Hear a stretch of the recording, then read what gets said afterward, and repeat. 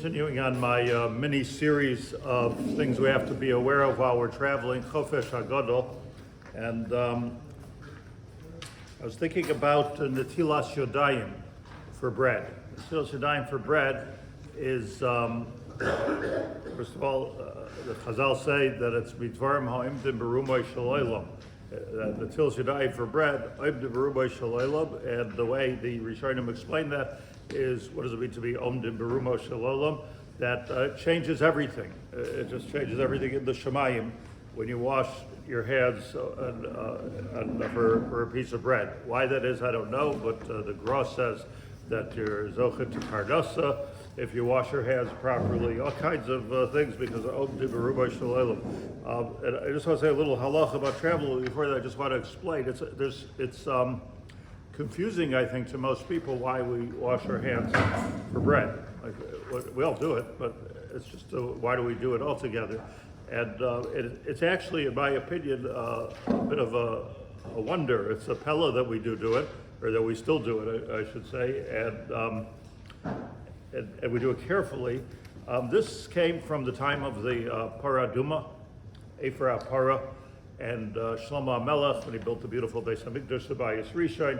So the Gemara says, "Achulin Shlomo Beis Dinai Tikein al Netilas Yadayim," that he was afraid that the kohanim working with the Ephra HaPara would be tamei because Yadayim shel Adam askani yisheim, because people's hands are all over the place.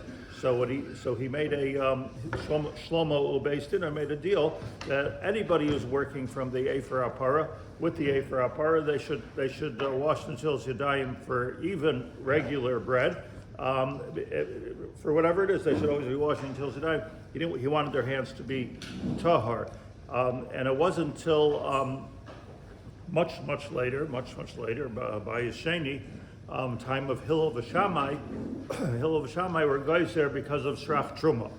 So Hillel and Shammai said that, look, Kohanim are eating Truma. You're not allowed to be Matame Tuma biyadayim, and let's take the idea of Shlomo HaMelech who Beis Dinai, the people's hands are all over the place, so anybody should wash. And then a little bit later, in that same area of time, so they said that even on regular bread, Kohanim should wash, and that was the meaning like Gzera, because once your hands are not tar, your hands are not tar, and that's when Kohanim started washing for bread.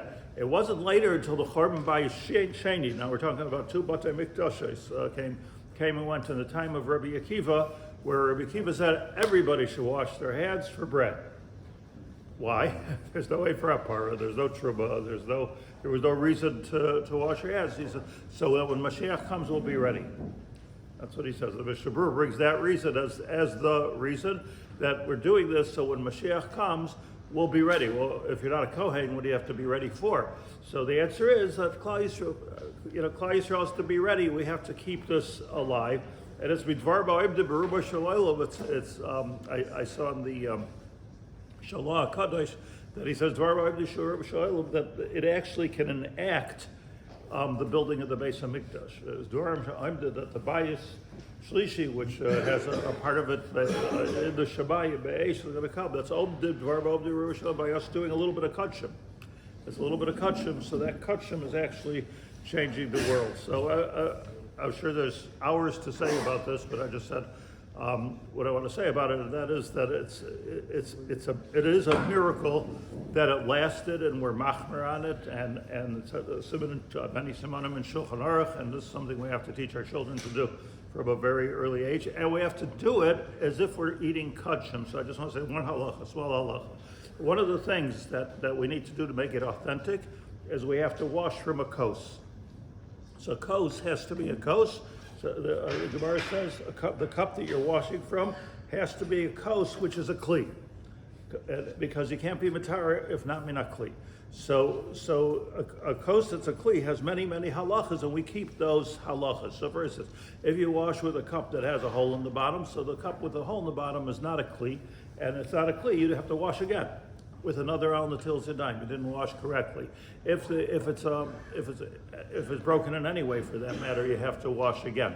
One of the things with a kli, and this is my traveling law, one of the things with a kli is not chad pami, meaning once you're going to dispose of it in a minute after you wash, so then it's not a kli. A kli is a kli that if it were glass, you would have to type. It has to be called a kli. So the poskim say, Rav Moshe Feinstein writes about this, and other current poskim say that to wash netilas yadayim with a paper cup is incorrect. And the Minchas Yitzchak writes that you didn't do it. You have to do it again with a kli and make another bracha. So, but whenever I see people like on the plane, or I don't take too many picnics, but if you see somebody and they bring out their own, Nagelwasser cup, they bring it with, their quart, they bring it with. I always think that's kind of extreme, but they're absolutely right, because if you go to a hotel room, it comes with a glass or something. But if you're on the road, so they bring. I even saw a Nagelwasser, it probably comes from some camping equipment, but they put a little handle on it, and it's a portable. But the idea is, doesn't have to be metal, doesn't have to be expensive. The Shulchan Aruch says it can even be made out of literally out of garbage. It can be made out of, but it has to have in Hilchos Tumah V'Tara has to be a din of a kli. The other thing about a kli is that the Shulchan Aruch says, it's just one small halacha in Hilchos Netilas Yadayim. The Shulchan Aruch says that if you don't have a kli, so you can wash b'diavad with koach gavra. What does koach gavra mean?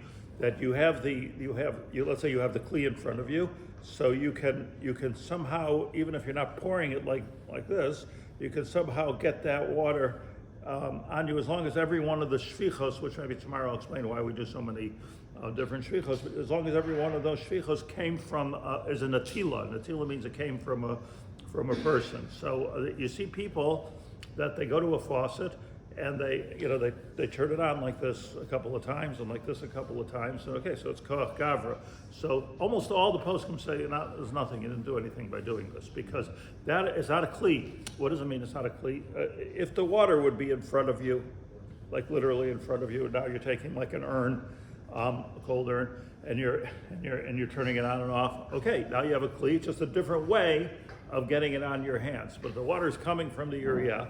The water's not in front of you at all. So if it's not in front of you, even by a river, it has to be in front of you. That's one of the halachas of Netilas Yadayim. So this doesn't work. I did see that Rav Moshe Feinstein said that in a plane it works because all the water's there.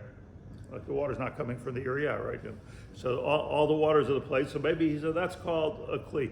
So here's the thing for the day, is that when you go someplace, maybe you figure it out. It would be a nice thing to take some kind of a kli with you and wash until Yadayim. Or there's always my option of just don't eat bread. That's another way of doing it, and you get out of the whole problem.